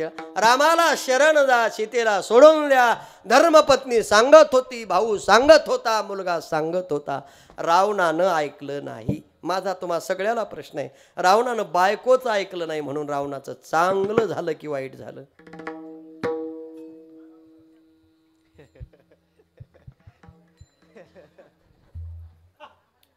ऐ, बायकोचं ऐकलं नाही. चांगलं झालं का वाईट झालं रावणाचं? बघा, कोणी चांगलं म्हणतंय, कोणी वाईट म्हणतंय. नीट ऐका. रावणानं बायकोचं ऐकलं नाही म्हणूनच रावणाचं चांगलं झालं. आणि जे जे बायकोचं ऐकतेत ध्यानात आलं तुमच्या? आता ऐकणार का मग तुम्ही? नाही सुद्धा म्हणाय ताकद नाही तुमच्या इथं. एवढे भेता. अहो पुरावा देतोय मी तुम्हाला, तुमच्या बाजून बोलतोय राव मी. अरे साधं गणित आहे ना. रावणानं जर बायकोचं ऐकलं असतं आणि रामाला शरण जाऊन सीता सोडली असती तर एकट्याचा उद्धार रामाच्या हातून झाला असता. बरोबर आहे. राक्षस होता, बायकोचं ऐकलं नाही, सगळ्या कुळाचा उद्धार रामाच्या हातून करून घेतला. हे राक्षसातल्या रावणाला कळालं, आम्हाला कळत नाही. हे दुर्दैव आहे, हे दुर्दैव आहे. मी आपल्याला दोन गोष्टी याकरता सांगणार आहे. मग रावणानं बायकोचं ऐकलं नाही म्हणून जर चांगलं होतंय, तर इथे तुकाराम महाराजांनी जिजाबाईचं ऐकलं, सीतेचं रामाने ऐकलं, पार्वतीचं शंकराने ऐकलं. का ऐकलं? जे जे झाले अवतार तुका त्यांचे. मग ऐकलं, लग्नाला निघाले. लग्नाला गेल्याबरोबर निघाल्याबरोबर दोन्ही पोरं मागं लागली, मला यायचं मला यायचं, रडायला लागले. कपडे घालण्याकर तुकाराम महाराज म्हटले, आवले असं जाता येणार नाही, आपल्या लेकरा बाळांना कपडे नाही. जिजाबाई म्हणतात, एवढं सगळं असताना सुद्धा तुम्ही कधी नेत नाही. तुकोबाराय म्हणतात, नको चिंता करू वस्त्राया पोटाची, माऊली आमोचे पांडुरंग. त्याच्याकडे काही मागायचं नाही. अगं वस्त्र आणि कपडे त्याच्याकडे मागावं, त्याला काही मागावं असं काही दिसत नाही. आणि आपल्या प्रपंचातलं काय त्याला मागायचं? अरे त्याच्याकडे मागण्याकरता आपल्या प्रपंचात अशी कोणती गोष्ट आहे की जी त्याच्याकडून मागून आणावी? अरे सगळं त्यानंच दिलं. इतकं समजून सांगितलं, पण जिजाबाईनं ऐकलं नाही. पोरं माग लागले लग्नाला जाण्याकरता. शपथ होती पांडुरंगाची, पोरं नेता येत नाही. काय केलं? माधबाला तुकोबाराने मांडीवर घेतलं आणि जिजाबाईनं भागीरथीला मांडीवर घेतलं. थोपटून थोपटून झोपी घातले. दोन्ही लेकरं झोपले. कुलूप लावलं दाराला आणि दोघं पती पत्नी लग्न मंडपात पोहोचले. गेल्याबरोबर विचारलं, तुम्ही आलात पोरं नाही आणली, तुम्ही आलात पोरं नाही. सगळी चर्चा झाली. जिजाबाईनं तुकोबाराने विचारलं, का हो? जगाचा मालक आहे, सृष्टीचा नियंता आहे, सर्वस्व त्याला समर्पित केलं. लोकाला लेकरं नाही, ते दुसऱ्याचे लेकरं घेऊन लग्नाला येतात. सोन्यासारखी लेकरं दिली, त्यांना घालण्याकरता कपडे नाही. तुम्हाला त्याची काळजी नाही का? तुकाराम महाराज म्हणतात, आवले त्याची काळजी तू करू नको, त्याची काळजी त्याला आहे. नको चिंता करू वस्त्राया पोट. आणि प्रत्यक्ष घडलं तसंच. महाराज तुकाराम महाराजांनी काही मागितलं नाही. सृष्टीचा नियंता, जगाचा परमात्मा, न मागता 2 पिशव्या कपडे घेतले, खाण्याकरता लाडू बदाम घेतले. आणि तुकोबाराय लग्न लावून येण्याच्या आत तुकाराम महाराजाच्या दारात भगवान परमात्मा हजर झाले. दार उघडलं, पण रूप मामाचं घेतलं होतं. उघडल्याबरोबर भागीरथीनं पाहिलं, मामा. मामा पाहिल्यावर त्याला मिठी मारली. आणि भगवान विचारतात, भागे आई कुठे? म्हटले, लग्नाला. बाबा लग्नाला. तुला नाही नेलं? नाही नेलं म्हटल्यावर भागीरथी रडू लागली. का नाही नेलं? तेव्हा भागीरथी सांगते, मामा फाटलेला ड्रेस होता म्हणून बाबानं झोपी घातलं आणि बाहेरनं कडी लावून बाबा निघून गेले, कुलूप लावून. भगवंताला सहन झालं नाही. अरे माझी शपथ घेतली म्हणून स्वतःच्या पोटचे लेकरं झोपी घालावेत. भगवंतानं सांगितलं, भागे एवढा मोठा मामा असताना कोणाला मागण्याची काय गरज आहे? पिशवीमध्ये हात घातला, हिरे लावलेला ड्रेस काढला आपल्या हातानं. तुकाराम महाराजांनी भागीरथीला घातला, भगवंतानं भागीरथीला घातला. दुसरा ड्रेस काढला, माधबाला घातला. तुकोबारायला कपडे ठेवले, जिजाबाईला साडी ठेवली. भगवान निघून गेले. लग्न लावून तुकोबाराय दाराजवळ येतात. घरामध्ये प्रकाश दिसतो, घरावर लाइटिंग दिसते. तुकाराम महाराजाकडे पाहून जिजाबाई म्हणतात, का हो आज आपल्या घरावर लाइटिंग दिसते, कोणी केली? तेव्हा तुकाराम महाराज म्हणतात, आवले काळजी करू नको, हा त्याचा प्रकाश आहे. जिजाबाई म्हणतात, त्याचा नाही. अहो तुमच्या घरी वात येते, दिवा आहे, दिवा येतं, वात नाही. मी जाता जाता माझ्या भावाला सांगितलं होतं, कुलूप लावून निघाले, दोन्ही पोरं घरी येत, लक्ष ठेव. माझ्या भावानं दिवाळीची काळजी केली असेल. तुकाराम महाराज म्हणतात, हा प्रकाश सामान्य भावाचा नाही. घरात प्रवेश केल्यावर भागीरथी पळत आली, बाबा तुम्ही गेलात, मामाने ड्रेस आणला. हिरे लावलेले ड्रेस पाहिले. तुकाराम महाराजांनी हात जोडले. माधबाचे कपडे पाहिल्यावर तर तुकोबारायला लोटांगण घातलं. जिजाबाईच्या हातात साडी पाहिली, तुकोबारायचे कपडे पाहिले आणि कपाळाला महाराजांनी लावले. आणि महाराज म्हणतात, आवले हिरे लावलेले कपडे घेण्याचं सामर्थ्य फक्त माझ्या पांडुरंगात आहे. पांडुरंगा मी तुझ्याकडे मागत नाही, तू मला का देतोस? अभंगाच्या पहिल्या चरणात मागणे ते एक तुझ प्रती आहे, मागणे ते एक तुझ प्रती आहे.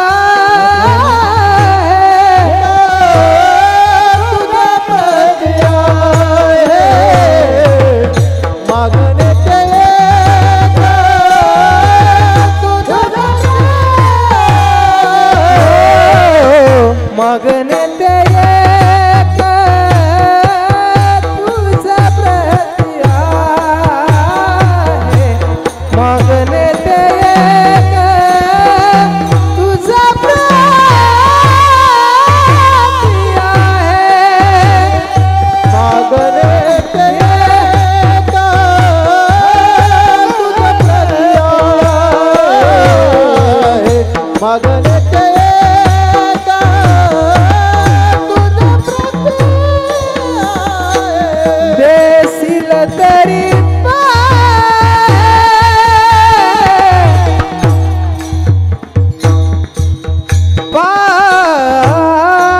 पांडुरंगा पांडुरंगा देशील तरी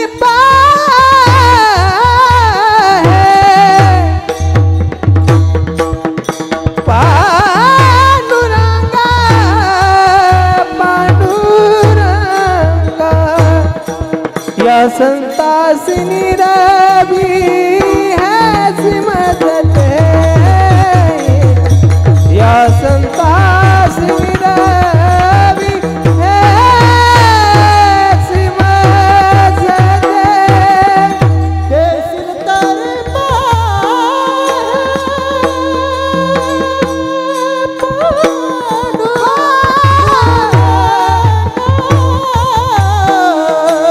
देशील तरी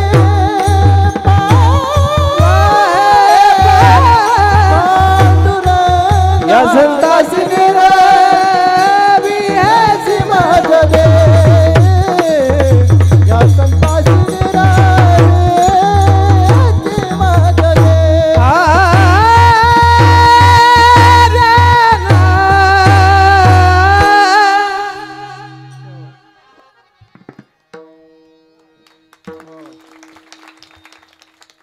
मागणे ते एक तुझं प्रती आहे काही मागत नाहीत. मी आपल्याला अजून एक उत्तर देणार आहे. न मागता देणारा परमात्मा फक्त पंढरीश पांडुरंग आहे. इतर देवाकडे किती मागा, मी त्याचाही जास्त विस्तार करणार नाही. शिळा तांब्याची बाहुली केली, पाठ मांडून वरी बैसविली, सेंदरी हेंदरी दैवते कोणती पूजी भूते, आपुल्या पोटा जिरड मागते सीते अवदान. किती जरी मागितलं, आता मी असं विचारतो, तुकाराम महाराजांनी प्रपंचातलं काहीच मागितलं नाही, पण देवानं तुकोबाराच्या प्रपंचात काहीच कमी पडू दिलं. आता मी तुम्हाला एवढंच विचारतो, तुम्ही रोज उठून मागता, त्याच्यामुळे तो काही अनेक वेळा देवाकडे मागितलं. तुकाराम महाराज मागत नव्हते, पण परमात्मा देत होते. आता नीट ऐका. सुदामा ब्राह्मण दुःखे दरिद्रे पेढे मुष्टे भर पोहे घेऊने त्याच्या भेटे लागे गेला, शुद्ध भाव देखोने या गाव सोनियाचा दिला गा. आपल्या सगळ्याला एक प्रमाण पाठ आहे. सुदामदेव भगवंताकडे जात नव्हते, पण मालकीने काय सांगितलं, कशा करता आपल्याकडं नाही, तुम्ही त्याच्याकडून घेऊन. सुदामदेव म्हटले, मी त्याच्याकडून घेऊन येणार नाही, त्याला काही मागणार नाही, पण मी त्याच्याकडे जावा असं जर तुला वाटत असेल तर त्याच्यासाठी तुला काहीतरी द्यावं. एवढं कल्पना ध्यानात आणा. मग काय केलं, त्या उतरंडी उतरवल्या, जाळे झालेले पोहे घेतले, गाठ मारली, मी वेळ घेत नाही, काठी टेकीत भगवंताच्या दारात सुदामदेव आले. आणि आल्याबरोबर सांगितलं, जाऊन सांगा त्या किसन्याला तुझा बालपणीचा सखा सुदाम आलेला आहे. शिपायांना अडवलं, म्हणजे जाऊन सांगा त्या किसन्याला तुझा बालपणीचा सखा सुदाम आलाय. तो राजा आहे, याच्या पायात चप्पल नाही. तो राजा आहे, याच्या अंगावर घेतलेलं वस्त्र 4 ठिकाणी फाटलेले, धोत्राला गाठी मारलेल्या आहेत. काय तफावत होऊ शकते. शिपायानं सोडलं नाही, हात जोडले. अरे बालपणीचा सखा आहे रे मी त्याचा, तो आज राजा झाला असेल, पण त्याला सांगा. कोणाला? तो जर नाही म्हटला तर मी इथून परत जाईल, पण एकदा माझा निरोप द्या. शिपाई जातात, भगवान परमात्मा सिंहासनावर हात जोडून सांगतात, राजे कोणतरी साधू महाराज आहे, अंगावर पंचा घेतलेला आहे, 4 ठिकाणी धोतर फाटलेलं आहे, हातामध्ये काठी आहे, सुरकुत्या पडलेला चेहरा आहे, पाय लाल बुंद झालेले, पायात चप्पल नाही, फक्त मुखामध्ये एक शब्द आहे, कृष्ण कृष्ण. त्याचा निरोप आहे, जाऊन सांगा त्या किसन्याला तुझा बालपणीचा सगळा सुदाम. शब्द ऐकल्याबरोबर सुदाम दाम म्हणेपर्यंत भगवान पोहोचले. कुठपर्यंत? गेटमध्ये. सुदाम देवाला पाहिल्यावर असं वर्णन केलं, नंगे पैर दवडे भगवान, आणि आले आणि सुदाम देवाला मिठी मारली. भगवंताच्या डोळ्याला धारा लागल्या. सुदाम्या, माझ्याकडे येण्याकरता तुला त्रास झाला. शब्द बोलतायत, सुदामदेव एक शब्द बोलत नाही. कृष्ण कृष्ण. हाताला धरलं, आपल्या घरामध्ये नेलं, सिंहासनावर बसवलं. सुदामदेवाचे पाय धुण्याकरता सगळ्या राण्या आल्या आणि प्रत्येकीच्या हातामध्ये सोन्याचा तांब्या आहे, चांदीचं ताट आहे. आता थोडंसं चिंतन करा. आला होता मागण्याकरता, पण इथलं सगळं पाहिल्यावर ज्याच्याकरता आला तेही सुदामदेव विसरून गेली. आता दुसरं उत्तर देतो. मुळात सुदामदेवानं बायकोला सांगितलं होतं, मी संकटात त्याच्याकडं मागण्यासाठी जाणार नाही. पण मंडळीचा आग्रह होता, निघाले. ऐका, पाय धुतानं पायाला भेगा पडल्या. भगवंतानं पाहिलं, हातामध्ये घेतली, पंचानं पुसले, कपडे घातले, भगवान सजवले. भगवंतानं सुदामदेवालाही सजवलं, जवळ बसवलं आणि विचारलं, सुदाम्या कसं आहे रे सगळं? म्हणले, चांगलं आहे. वहिनी छान आहे. माझ्याकरता काय दिलं? काय दिलं म्हणल्यावर जे पुडकं होतं ते झाकून ठेवलं. आता जिथे बदामाचे पोते पडले तिथं हे साधं गणित आहे ना, कसं दाखवावं? भगवंताने हात ओढला आणि ते पुडकं खाली पडलं. खाली पडल्याबरोबर त्याची गाठ भगवंतानं सोडली आणि भगवंतानं दोन्ही हातांनी काय करू लागले? फके मारी, कोरडी. भगवान परमात्मा खातायत पोहे. आता इकडे पोहे खातात, सुदामदेव म्हणतात सगळं सुखी आहे. न मागता सुदामदेवाला भगवंतानं काय दिली? शुद्ध भाव देखोने या गाव सोने. याचा दिला का देखोने या.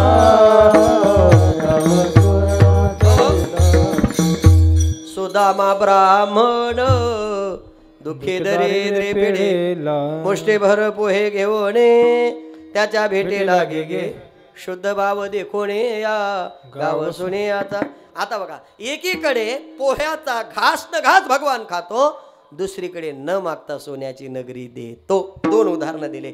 मागितलं नाही पण सोन्याची नगरी दिली. तुकाराम महाराजांनी देवाकडे काही मागितलं नाही, पण देवानं तुकोबाराच्या प्रपंचात काही कमी पडू दिलं नाही. आता उलट आहे का? आम्ही प्रपंचिक माणसं देवाकडे मागत राहतो आणि देव उलट पालट केल्याशिवाय तुम्ही मागू नका, तुम्हाला दिल्याशिवाय. भिक्षा पात्र अवलंबने, पात्र अवलंबने, लाजिरवाने, ऐयासी नारायणे, ऐयासी नारायण, हे उपेक्षिले सर्वथा देवा पायी नाही भाव, देवा पायी नाही भाव.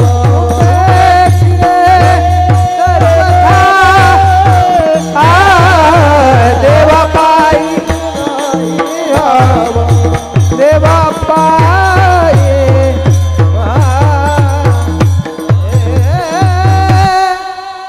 भिक्षा पात्र अवलंबने, जळो जिने राजिरवाने. मला अजून थोडंसं पुढे जाऊन बोलायचं आहे. देवाकडे या लोकांना मागितलं नाही, देवानं दिलं. देवानं मागितल्यानंतर कर्णानं कुठं दिलं? बरोबर आहे ना? दात कशाचा होता? सोन्याचा होता. सोन्याचा. कोण दिला? तुम्ही काही जाऊ कडे पावत्या दिल्या ना तुम्ही, मग म्हणा ना देतं म्हणून. उद्या द्या राहिलेले. तसं काय नाही, काला झाल्यावर दिले तरी चलत आहे, आमचं कवर चलत आहे. मंदिर आहे नाही तर काय म्हणते झाला सप्ताह. मग तुका जेवाय आला होता का? झाला तर कोणाचं फुकट खायचं नाही, खरंच खायचं नाही. वारकऱ्याने हरिपाठ केल्याशिवाय जेवायचं नाही. आणि तुम्ही ग्रामस्थानं सप्ताह चालू आहे ना, तुमच्या प्रपंचातला हिस्सा दिल्याशिवाय काला करायचा नाही. ज्ञानोबारायचा दरबार आहे, इथं दिलंच पाहिजे. मग मी असं विचारतो, यांनी दिलं, मागितलं नाही, देवानं इतकं दिलं, बरोबर आहे. आता माझं म्हणणं आहे, न मागता जर देतो तर मग तुम्हाला गरज कशाची? वाढावे संतान, गृहे व्हावे. तुम्ही सांगितलं काही मागणीही अमानुचित वडिलाचे रेत. न मागणं संतांचा वाण आहे. मग न मागणं हा जर संतांचा वाण आहे तर मागायचं का? एक जण शंकराचा उपासक होता, रोज दिवा लावायचा, रोज. एक दिवस बायको म्हणली, का हो दिवा का लावता? तो म्हणलं काय नाही, देवाला प्रकाश. ती म्हणली आपल्या प्रपंचातला दिवा, म्हणजे आपल्या प्रपंचातून तेल देवाला दिलं आणि देवाचा दिवा लावला, त्यानं आपल्या प्रपंचात काय दिलं? याने एका शब्दात उत्तर दिलं, देवानं काही द्यावं म्हणून देवळात दिवा लावायचा नसतो. म्हणले का लावायचा? देवळात दिव्याचा प्रकाश राहिला की जग प्रकाशमय होतं, याकरता लावला. तिनं सांगितलं उद्यापासून दिवा लावायचा नाही. हा म्हणला का? म्हणले गेली 36 वर्ष तुम्ही दिवा लावला, रोजचं पावशेर तेल, वर्षाचं किती? गणित करा. एवढं तेल जर त्याच्या नावावर फुकट घातलं तर त्याने 2 रुपये दिले का? तो म्हणला अगं असं कुठं असतं का? नाही, उद्यापासून तुम्ही दिवा लावायला जायचं. हा म्हणला मी जाणार. ती म्हणली मग जाणार असेल तर मी सांगते त्याच्याकडे ते मागा, जर त्यानं दिलं तर उद्यापासून जा. तो म्हणला सांग काय? काही नाही म्हणले, मला तुमच्याबरोबर मिटिंगला वगैरे यावं लागतं, कधी फिरायला जावं लागतं. देवानं घर दिलं, बंगला दिला, पोरं दिले, सून दिली, सगळं दिलं, पण देवानं सौंदर्य देताना माझं नाक कमी दिलं, त्याला मला जास्त दे. तो म्हणला येडी झाली तू. अगं असलं कुठं मागायचं का? आता लेकरं बाळं झालेत, आपल्याला जवाई आलेत, जवाई आल्यावर त्याच्या पुढं काय मिस्त्री लावत बोंबलत बसायचं असतं का? तुला कळतंय का? टकूर आहे का तुला काही? काय काय तर खुश आले.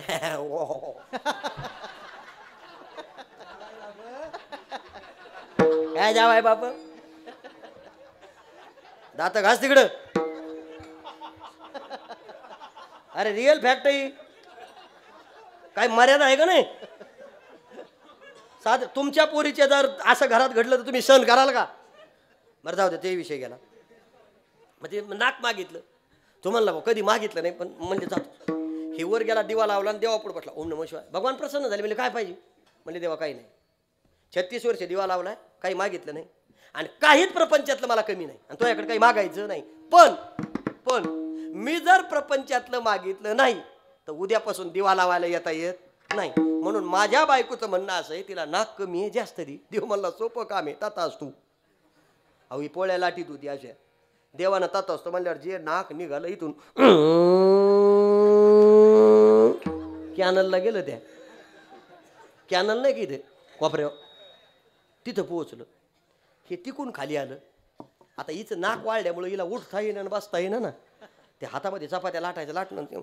आता ते लांबलचक झाली ना सोंड. आता मागितलं होतं जास्त, पण किती काही प्रमाण होतं का नाही, ते 1.5 किलोमीटर लांब झालं.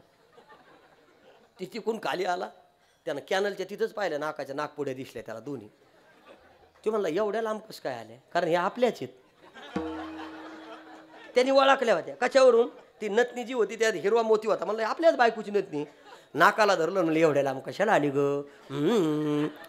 ते करीत घरी आलं. आता ही घरी होती. त्यानं दारातून विचारलं, तू म्हणली होतीस नाक मागा, मागितलं म्हणल्यावर केवढं आहे?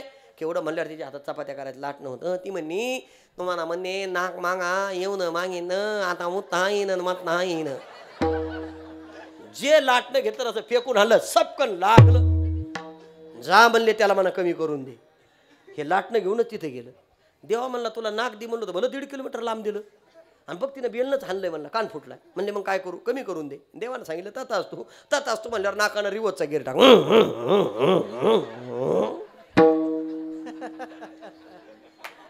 अहो त्या रिवोजच्या गेअरमध्ये होतं ते बी गेलं.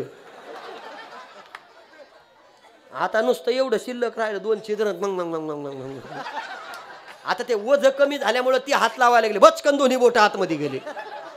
आता कधी सर्दी झाली होती काय म्हणते, असे वर काढले तर कुल्फ्या झाल्या अशा 2.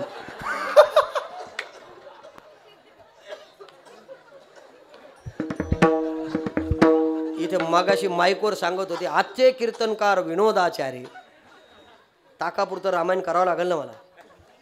माझं नाव डॉक्टर सांगितलं आणि मला सर्दीची गोळी दुसऱ्याकडून आणल्यावर चालेल का? म्हणजे नाकात असे म्हणले कमी झालं. हे तिकडनं आलं. आता आल्यावर तिला काही कोणाला दाखवतंय ना, दार लोटूनच घेतलं. म्हणजे बाहेर नाव घरात आलं. का ग तू म्हणली होतीस नाक कमी करून आणा, झालं का? झालं का म्हणल्यावर ती कॉटवर झोपलेली होती. ते म्हणला आपल्या घरात भोंगा आला का काय? ती म्हणली अहो भोंगा नाही म्हणले. मग तो म्हणला तुला झालं का? काही म्हण नाही. तो म्हणलं झालं काय? जवळ या म्हणलं, इकडे या. आला तो. ती झोपलेली होती कॉटवर. काय झालं? नाही नाक नाही. त्यानं विचारलं नाक कुठे?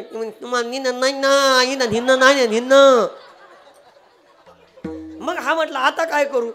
ती म्हणे तुमच्या पाया पण ते त्या थँकना म्हणा द्यात देऊ नको, तमी नेऊ नको, देव होतं ते देव. हे पुन्हा गेलं तिसऱ्यांदा देवाच्या पाया पडलं. देवानं विचारलं काय झालं? तिसऱ्यांदा आला. म्हणला देवा तुला म्हणलं जास्त देतं 3 किलोमीटर, कमी करून देतं, होतं ते गेलं. आता माझ्या बायकोची शेवटची विनंती ऐक. म्हणला पुन्हा तुझ्या दारात कधीच येणार नाही अजिबात. तो म्हणला रडू नको, काय पाहिजे? म्हणला जे होतं ते देवानं तत असतो. म्हणलं नाकाची वाटी निघाली. बस. बसल्यावर तिनं हात लावला. ती म्हणजे बाई हा एकदाचं आलं. आरशात पाहिलं. ओके ओके आहे म्हणली.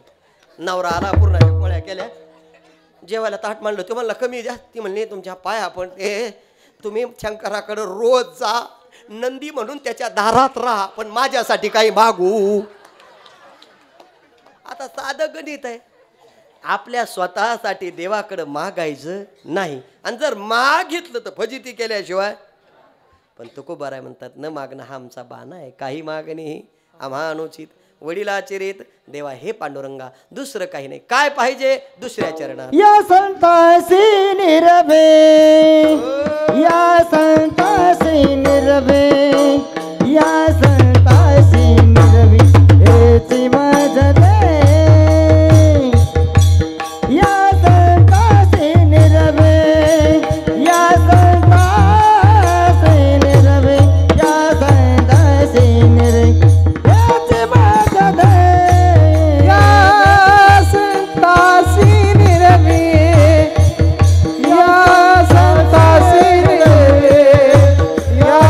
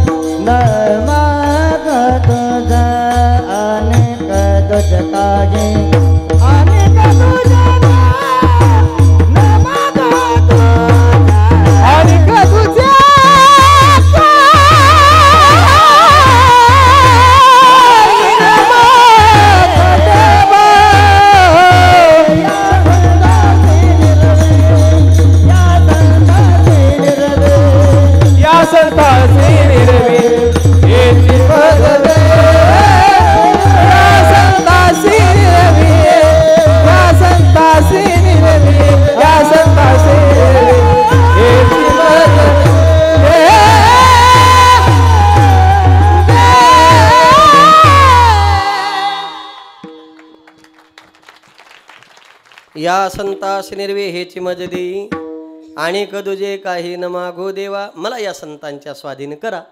म्हटले संतांच्या स्वाधीन करायचंय कोणाच्या? ओवी सांगतो आणि पुढे जातो. हरपली आपण बी पावी ते संता ती पाहता घेऊसावे, मनोनी वानावे ऐकावे त्याचे सदा. का बरं? त्यांच्या सोपं उत्तर आहे, संताशिवाय आपला सांभाळ कोणी करत नाही. साधी साधी गणित आहेत. तुमच्या या वस्तीवरती ज्ञानेश्वर महाराजांचं मंदिर आहे. खरं तर सांभाळ करण्याची जबाबदारी आईची आहे. आई सांभाळ करते, कारण ज्ञानाबाई माझी अनाथाची माय. मला सांगा, या सर्व लेकराचा सांभाळ आळंदीला जर कोण करत असेल तर ते ज्ञानोबाराय करतायत. तुम्ही म्हणाल महाराज ती माय किती सांभाळते? अजून थोडं उत्तर देऊ. ज्या माईनं आपल्या लेकराचा सांभाळ व्हावा म्हणून देहांत प्रायश्चित्त घेतलं, आज तीच माय या जगाला सांभाळते, हे कधीच विसरायचं नाही आहे. पैठणकरांनी दिलेला न्यायाचा कागद विठ्ठल पंताने रुक्मिणी माता उषाला ठेवतायत रे. कशा करता रे? कधी कधी मला असं वाटतं, असा बाप कधीतरी होणं गरजेचं आहे. स्वतःच्या मुलाच्या मुंजी झाल्या पाहिजेत आणि छळ थांबला पाहिजे. याकरता माय आणि बाप दोघंही देहांत प्रायश्चित्त घेत आहेत. यापेक्षा आई बापानं मुलाकरता काय केलं पाहिजे? बरं, मी असं विचारतो, आई वडील गेल्यानंतर तरी कोणी सांभाळ केला का? दुःख संपलं? अरे आईच्या आणि वडिलाच्या शोधामध्ये निघतात, भुका लागलेल्या जेवणाकरता बसतात. संन्याशाची मुलं म्हणून समोर मांडलेली ताटं उचलून रस्त्यावर जेव्हा फेकून दिली, तेव्हा मुक्ताईनं हात जोडले काकाला विनंती केली, काका माझ्या ज्ञान दादाला भूक लागली, एक घास खाऊ द्या ना. मुक्ताबाईच्या सुद्धा हातावर हात मारावा, खाली पडलेला घास उचलून पुन्हा दाखवावा, तरी सुद्धा कोणी खाऊ देऊ नये. मी असं विचारतो, तरी त्याने सांभाळ करावा. आज आळंदीमध्ये किती लेकरं आहेत अशी, पण सांभाळलं कोणी? ज्ञानोबारायने. मला आठवतं 95ला आळंदीला आलो, ज्ञानेश्वर महाराजांच्या समाधीचं दर्शन घेतलं आणि तेव्हा ज्ञानोबारायला म्हटलं होतं, चुकलेलं लेकरू तुमच्या दारात आलं, त्याचा सांभाळ करा. आज 29 वर्ष झाले, आईनं अजून मला बाजूला टाकलं नाही. हे आमच्या जीवनातलं जिवंत उदाहरण आहे. त्याचं उत्तर आहे, ज्ञानेश्वर महाराज लेकराला सांभाळते. अजून पुढे बोलू, लेकरू झाल्याशिवाय आई सांभाळत नाही, हे निश्चित आहे, हे निश्चित आहे. पण त्याकरता लेकरू व्हावं लागेल. कारण धरतील हाती संत कृपावंत, पाळी पंढरीला नाथ लळा त्यांचा, या संतास निर्वी हेची मज देई अनेक दुजे का हे न मागू देवा. देवा दुसरं काही मागत नाही, तुम्ही आमचा सांभाळ करताय ना, आम्हाला फक्त तुमच्याकडून अपेक्षा आहे.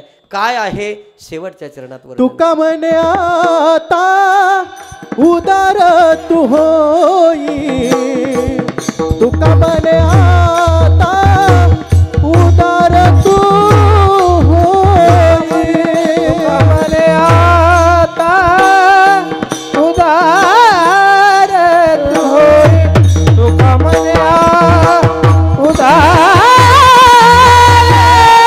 तू होई, ठेवी पाये संताची मदनिसा दमदनिसा दमगर गरसा सरगमदनिसा निरे धनी दसा निरे गसा सानी दमदनी सारे गर मगसा धनी सारे गर धनी धनी दमदनी धनी दमगसा.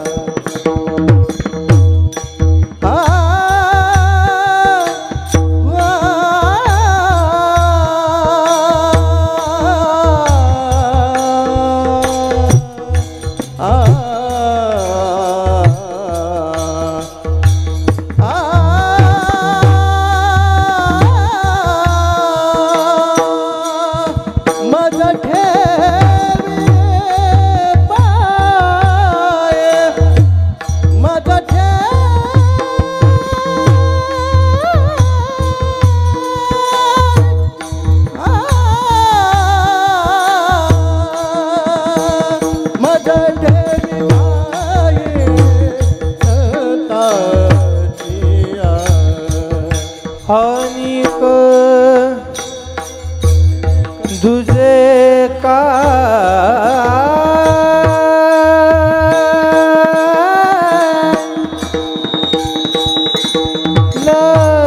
मागो देवा हे देवा देवा देवा हे देवा देवा देवा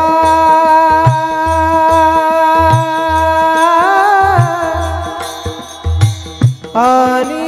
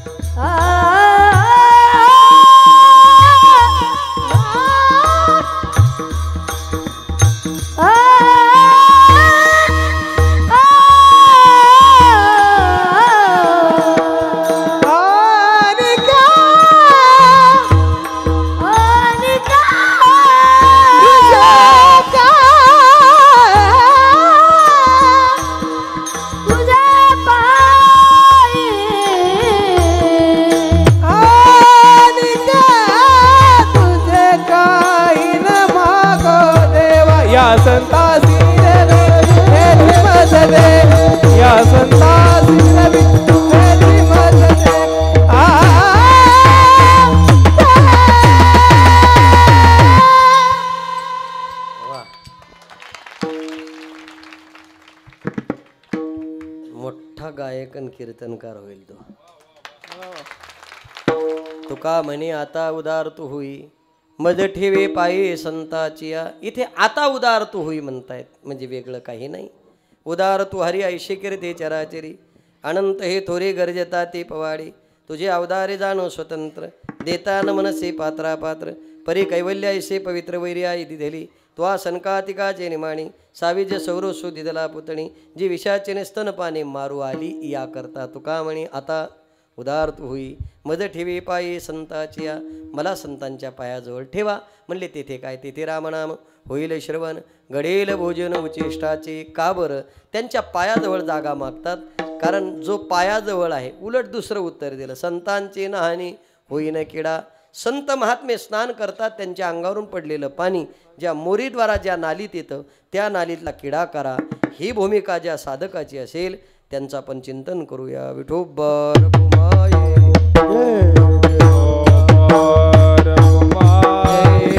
ठोबार भुमाये ठोबार कुमाय बार कुमाई ओ बार कुमाय बार कुमाई ओ बार कुमाय बार कुमार ओ बार कुमाय बार कुमार विठोबा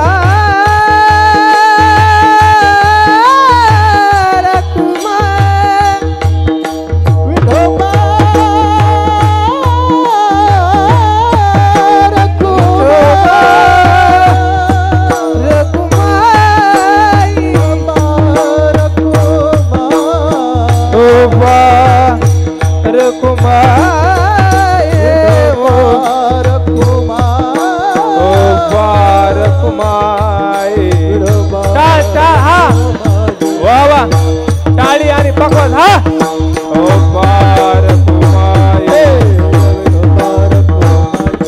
ओ बार कुमाय ओ बार कुमाय विठोबा कुमाय ओ बार कुमाय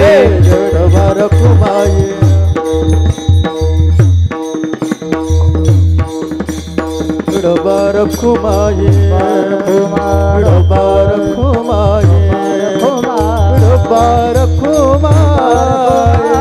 बार कुमाये बार कुमाये बार कुमाये बार कुमाये बार कुमाये बार कुमाये बार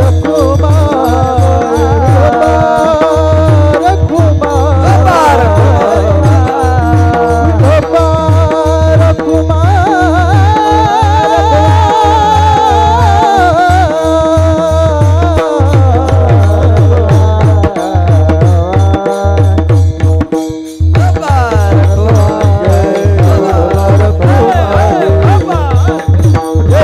बार कुमाय हा होपा होपा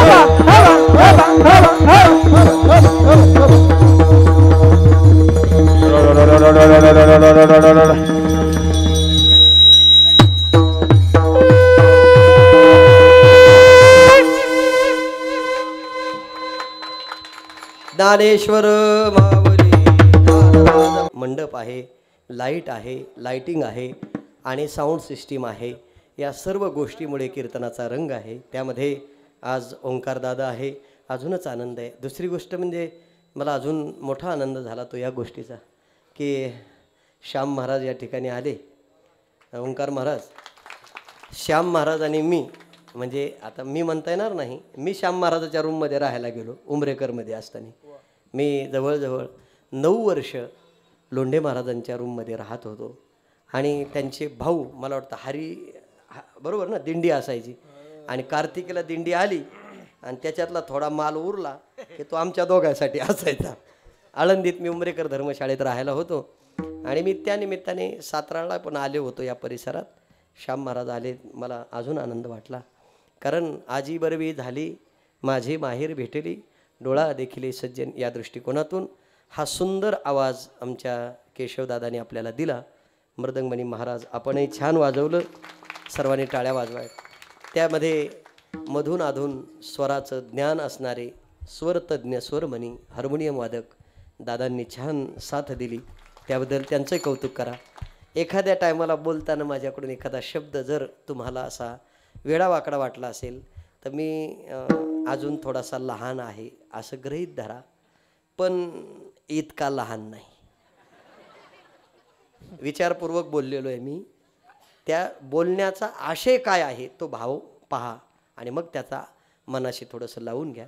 चांगलं असेल तेवढं घ्या, बाकी सोडून द्या हीच अपेक्षा करतो आणि सेवेला पूर्ण विराम देतो. विठ्ठल जय जय जय विठ्ठल जय जय विठ्ठल जय जय विठ्ठल जय जय हा बोलिले रे कोरे वेडे वाकोडे उतरे कराक्षमापराध नाही विचारीला अधिकार मी कराक्षमापराध महाराज तुका म्हणे ज्ञानेश्वराला कराक्षमापराध महाराज ज्ञानदेव तुकाराम तुकाराम तुकाराम तुकाराम तुकाराम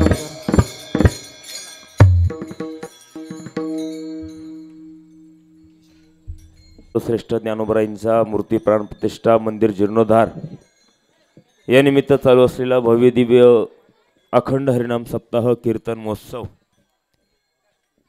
यातील आजची जागराची अर्थात मागणीची कीर्तन सेवा हरिभक्तीपरायण महाराष्ट्रातील सुप्रसिद्ध कीर्तनकार गोविंदजी महाराज गोरे महाराजांनी खऱ्या अर्थानं सर्वांचं मन अतिशय प्रफुल्ल करून ठेवलेलं आहे आणि महाराज तुमचे आज कीर्तन आजच्याच दिवसाला घेण्याची हीच अपेक्षा होती की सर्व महात्म्य आपण कीर्तनाला घेतोय, पण जर कदाचित सर्वांना ती जड गेली कीर्तनं तर सप्ताह जड वाटेल, म्हणून शेवटी सर्वांचं समाधान करण्याकरता आपण आदरणीय महाराजांना या ठिकाणी आजच्या दिवसाची कीर्तन सेवा दिली होती। एकही माणूस मंडपातला असा नसेल की त्याला आनंद वाटला नसेल, असं वाटत असेल अजून थोडं कीर्तन चालावं, अजून थोडं कीर्तन चालावं। वेळ झाली, नाहीतर खरं सांगू महाराजांनी माऊलींचा प्रसंग सांगायला सुरुवात केली होती, पण घड्याळ पाहिलं, जर त्यांनी खरंच माऊली सांगितले असते तर तुमचं अंतकरण पाझरलं असतं, असे महाराज ज्ञानोबराय सांगत असतात। एक खरं सांगू का, एवढी मोठी महाराष्ट्रातील मंडळी इथे येतात ना, हे फक्त प्रेम आहे बरं का, फक्त प्रेम। याच्यातून एकच शिकाय भेटतं की आपण जर प्रेम केलं तर माणसं व्यवहारसुद्धा बाजूला ठेवतात। आज महाराष्ट्रातील सुप्रसिद्ध गायक, आज यूट्यूब जर उचकलं, गायन जर टाकलं तर फक्त ओमकार महाराज जगताप दिसतात, फक्त ओमकार महाराज। पण एवढा मोठा बारामतीला त्यांचा भव्य दिव्य अखंड हरिनाम सप्ताहात ते गायला आहेत, त्यांनी एक दिवस तिकडं आज सुट्टी दिली आणि आपल्या गावाला हजर राहिलेत। हे कशा करता? फक्त प्रेमा करता। म्हणून महाराजांचे सुद्धा माऊली प्रतिष्ठानच्या वतीने द्यावे तेवढे धन्यवाद त्यांना कमीच आहे। आदरणीय महाराज सुद्धा, मी केव्हाही फोन केला तर महाराज मला कधीच काही विचारत नाहीत, तिथं काय आहे, कसं स्वरूप आहे। नाहीतर तुम्हाला खरं सांगतो, आज महाराष्ट्रामध्ये ही मोठी माणसं रक्कम ठरल्याशिवाय डायरी सुद्धा उघडत नाहीत, परंतु हे फक्त शुद्ध प्रेम आणि या प्रेमातून हा अखंड हरिनाम सप्ताह आहे। आणि या माऊली प्रतिष्ठानचं हे एक सहकार्य, कष्ट त्या तरुणांचं, आणि खऱ्या अर्थाने एक सांगू का, ही ज्ञानोबरायांची इच्छा असेल, हे कार्य एवढं भव्य दिव्य व्हावं, ही माऊलींचीच इच्छा। आपल्या सप्ताहात, आपल्या कार्यक्रमात एकही कीर्तनकार बदली नाही आणि एकही कीर्तनकार गैरहजर नाही। ओमकार महाराजांची अपेक्षा होती, तेही सुद्धा हजर राहिले। बहुतेक सर्वांना असं वाटत होतं आता उद्या खालाय, आता ओमकार महाराज येत नाही, पण ज्ञानोबरायांनी त्यांना इथपर्यंत आणलंय। म्हणून सर्वांना धन्यवाद, महाराजांचे पुनश्च एकदा धन्यवाद। माऊली प्रतिष्ठानच्या वतीने महाराजांचा सन्मान होत आहे, महाराजांनी त्याचा स्वीकार करावा। महाराजांचा स्वीकार आमचे तरुण मंडळाचे सर्वात छोटे कार्यकर्ते, अतिशय धडाडीचे कार्यकर्ते, ओमकार अनाप, वैभव अनाप व अथर्व अनाप हे करणार।